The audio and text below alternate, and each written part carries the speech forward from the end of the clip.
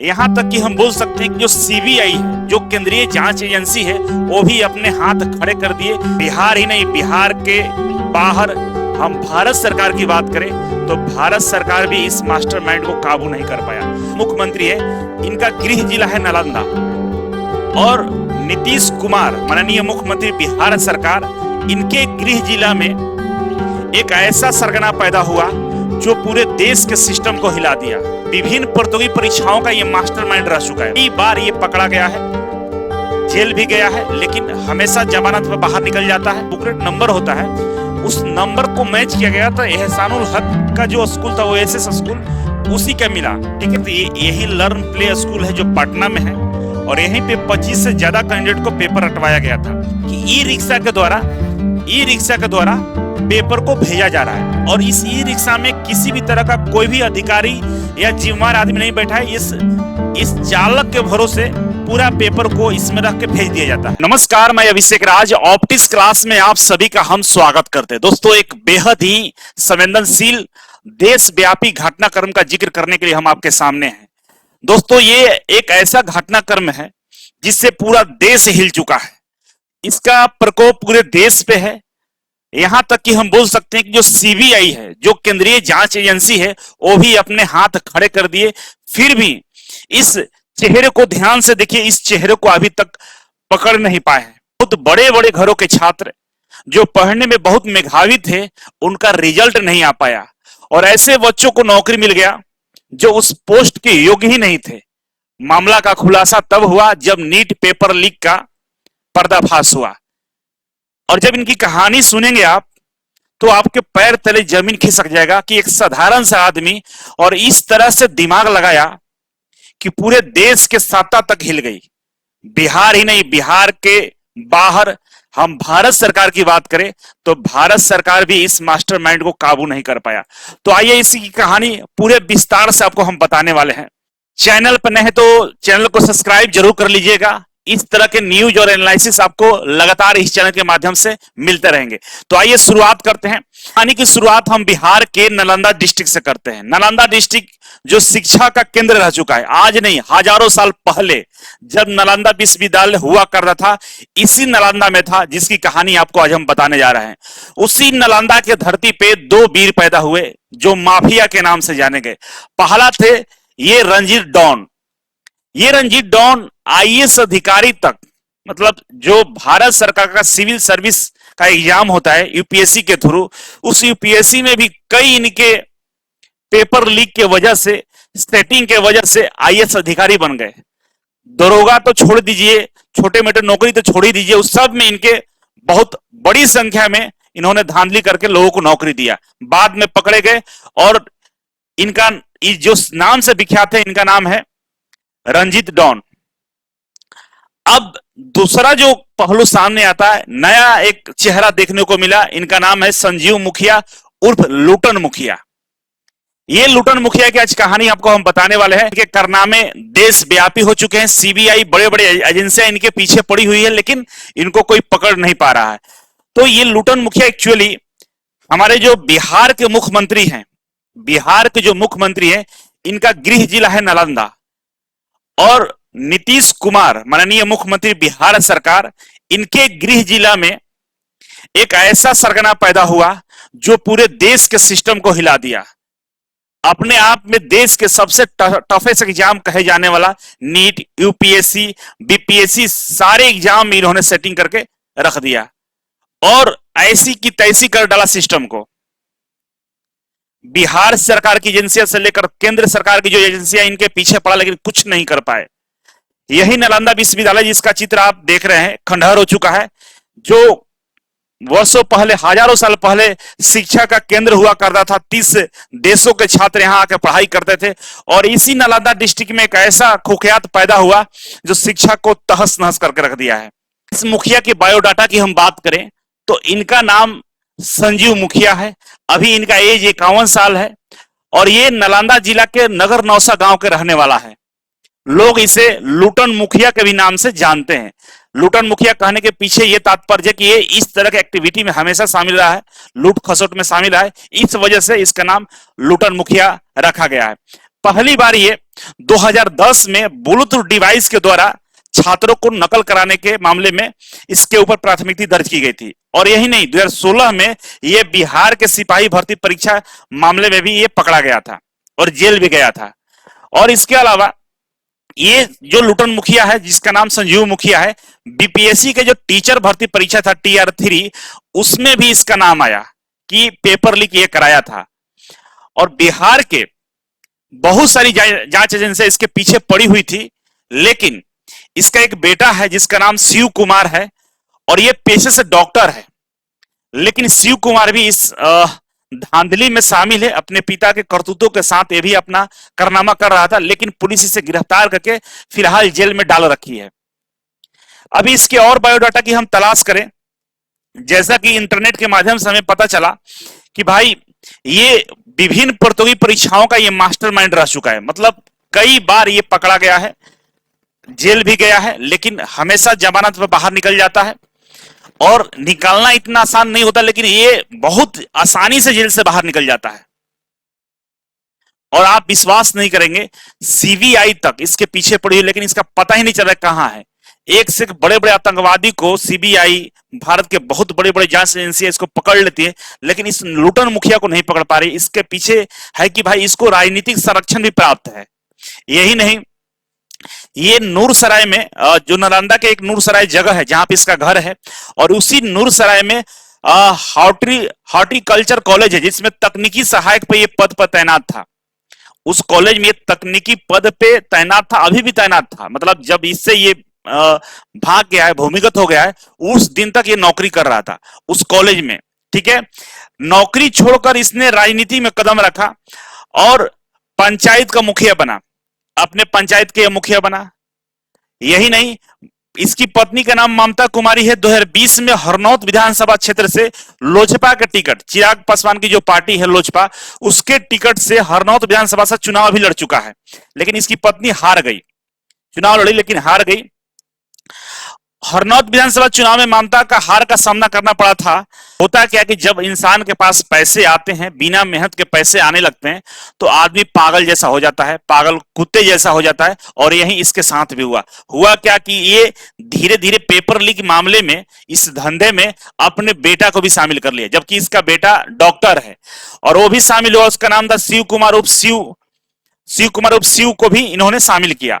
अब इसमें हुआ क्या कि वो बीपीएससी पेपर परीक्षा लीक मामले में दोनों बाप बेटा पे आरोप लगा और शिव कुमार पकड़ा गया। अभी जेल में वो बंद है, लेकिन संजीव मुखिया नहीं पकड़ा गया। ये नीट एग्जाम का जो पेपर लीक हुआ था, उसको हम विस्तार से समझते हैं, कैसे इस मुखिया ने नीट का पेपर को लीक कर दिया। पूरे भारत स्तर पे इसका नाम बवाल के तौर पर आगे, भाई इन्होंने एक बहुत बड़ा कांड कर दिया और इस कांड में कई चेहरे भी शामिल थे। इन चेहरों को पर्दाफाश आज हम लोग करने वाले हैं। पहला नाम था ये संजीव मुखिया। आरोप क्या है भाई कि नीट पेपर लीक का मास्टरमाइंड है और कैंडिडेट के मोबाइल पर पेपर भेजा था। ठीक है, दूसरा नाम है चिंटू। इसका आरोप है कि संजीव मुखिया का ये रिश्तेदार है, तो सबसे पहले इसी के पास पेपर आया था, इसी ने आगे कैंडिडेट के पास भेजा। संजीव मुखिया के बाद चिंटू के पास पेपर आता, और चिंटू क्या है, संजीव मुखिया का रिश्तेदार बताया जा रहा है, और यही सारे कैंडिडेट को पेपर आगे फॉरवर्ड किया था। ठीक है, आगे चलते हैं तो मुकेश कुमार, इनके ऊपर आरोप है कि गाड़ी मालिक है, कैंडिडेट्स को उस स्कूल में ले गया था जहां सवालों को जवाब रटवाए गए थे, परीक्षा के बाद सेंटर्स लेकर भी आया। ये क्या किया था मुकेश कि एक ऐसा स्कूल का व्यवस्था किया था, स्कूल के बारे में आगे आपको बताने वाले हैं, जहां पे कैंडिडेट को रख के पेपर रटवाया जा सके, और रटवाने के बाद उन सारे कैंडिडेट को स्कूल तक भी ये ले जाने का काम किया था।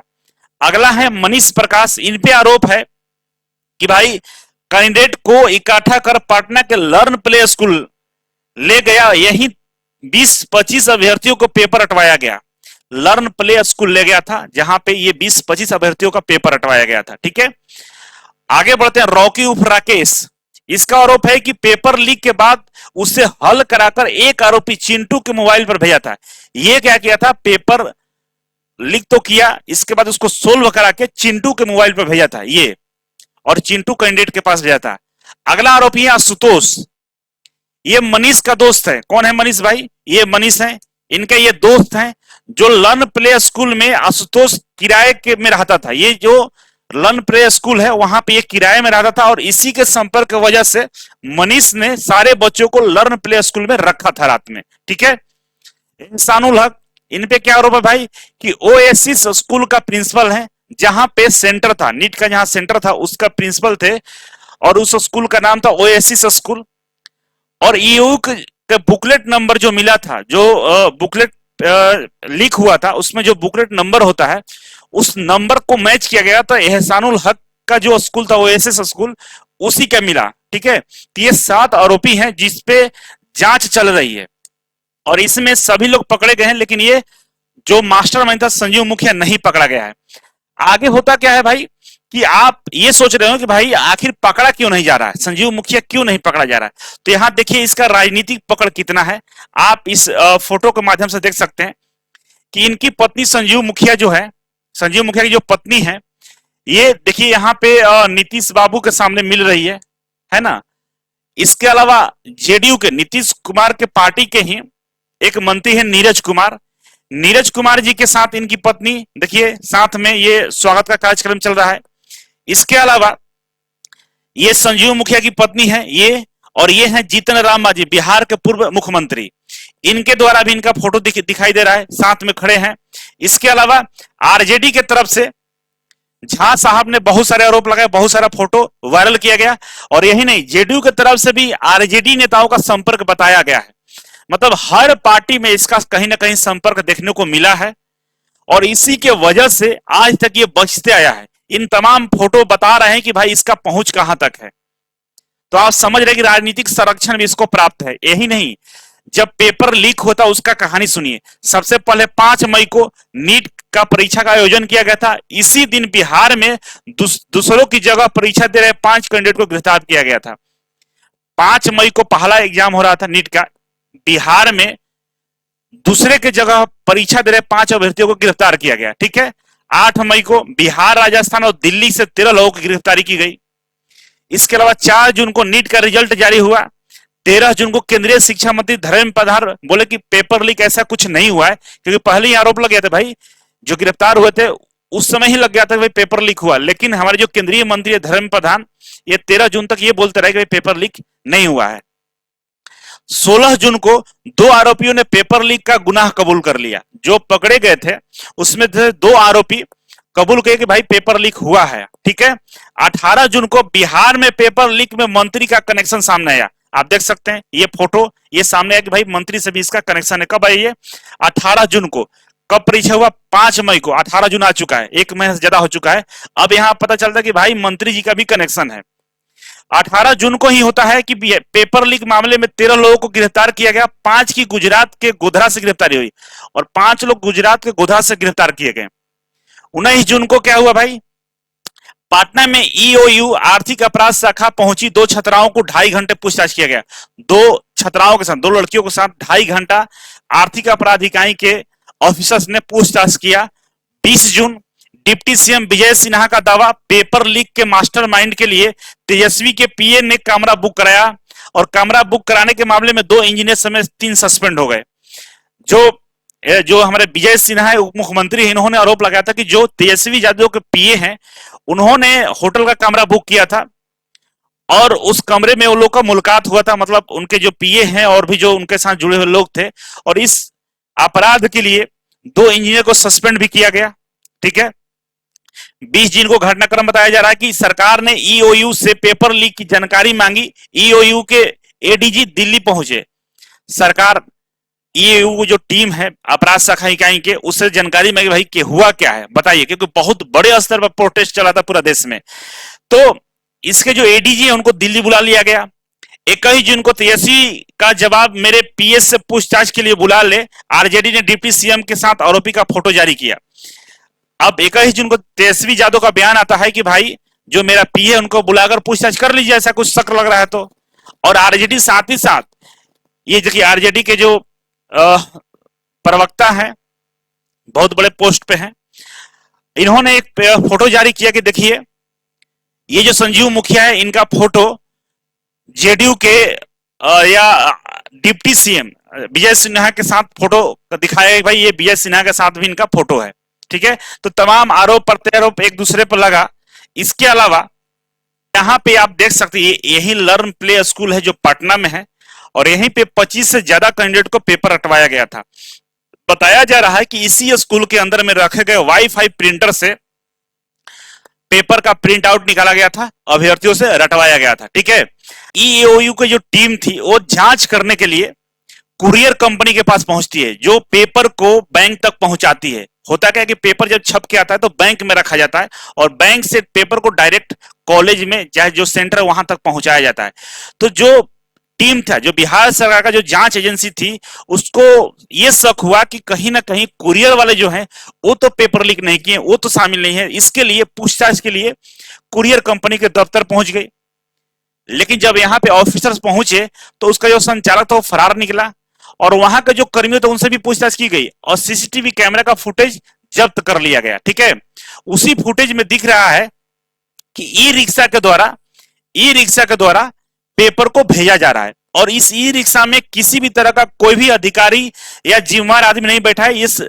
इस चालक के भरोसे पूरा पेपर को इसमें रख के भेज दिया जाता है, और यही होता है गड़बड़ी। ये संजीव मुखिया किस तरह से दिमाग लगाया है और किस तरह से सेटिंग किया है। जो ड्राइवर था ना, जो पेपर लेके जा रहा था बैंक तक, वही गड़बड़ किया है।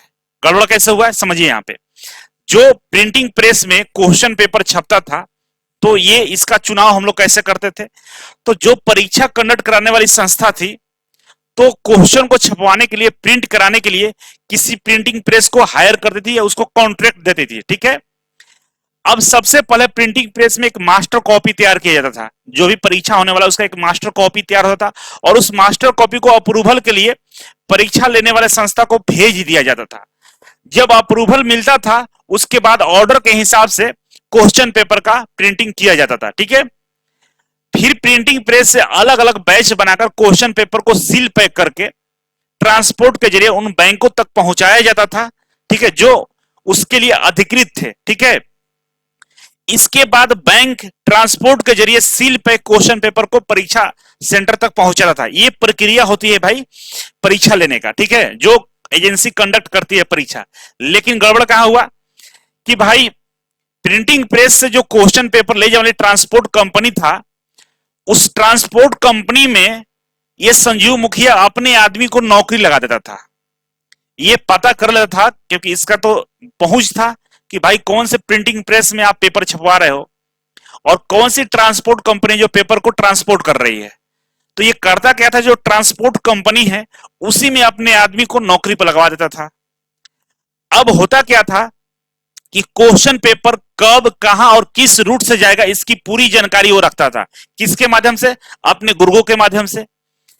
ट्रांसपोर्ट कंपनी में काम करने वाले अपने कर्मचारियों से रेगुलर कांटेक्ट में रहा था। जो ट्रांसपोर्ट कंपनी थी उसमें ये रेगुलर कांटेक्ट में रहा था, भाई क्या हो रहा है, क्या चल रहा है। ठीक है, इन्हीं की मदद से गैंग पेपर आउट करती थी। अब जो चालक गया था ना लेके अपने अकेले, वही चालक इसी का अपना आदमी था, और पेपर उसी बीच में निकाल लिया जाता था, और उसी तरह से फिर सील वगैरह करके दे दिया जाता था।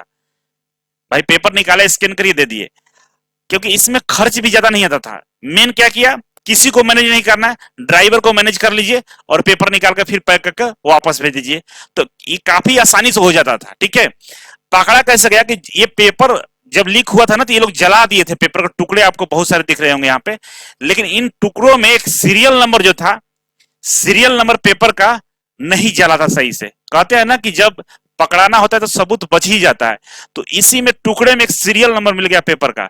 जो एहसानुल हक जो पकड़े गए हैं, उनके सेंटर का ये वो पेपर का सीरियल नंबर मिला था। इस वजह से उनको भी गिरफ्तार किया भाई कि आपका पेपर इधर जला हुआ कैसे मिला।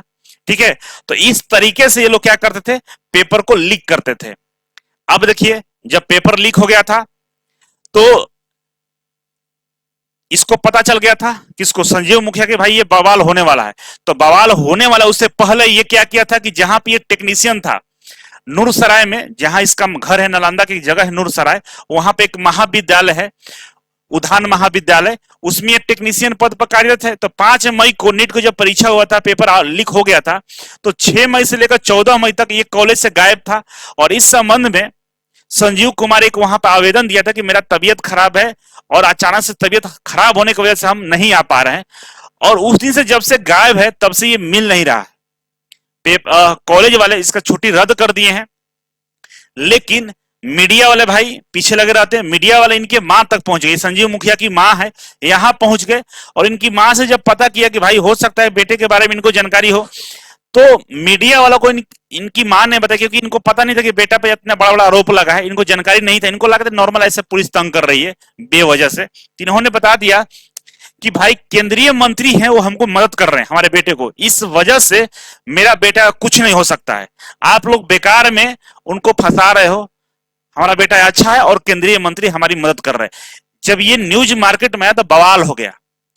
अब सीबीआई को केस को ट्रांसफर कर दिया गया है, ठीक है, सीबीआई जांच कर रही है, लेकिन सीबीआई जांच करते करते सब कुछ जांच तो कर ली, सभी आरोपियों को गिरफ्तार भी कर रही, लेकिन जो मेन मास्टरमाइंड है वो नहीं गिरफ्तार हो रहा है। और डर ये है कि भाई अगर वो गिरफ्तार होता है तो बड़े बड़े नाम का खुलासा होगा और बिहार के बहुत बड़े बड़े चेहरे बेनकाब होने वाले हैं, क्योंकि सब लोग इसमें सम्मिलित है। जिस तरह से चीजें निकलकर सामने आ रही है, फोटो सामने आ रहा है और जिस तरह से आरोप लगाए जा रहे हैं, तो इसमें बहुत बड़ा बड़ा नाम आ सकता है। इसी वजह से आज तक वो बचा हुआ है या बचाने का प्रयास उसे किया जा रहा है, ठीक है।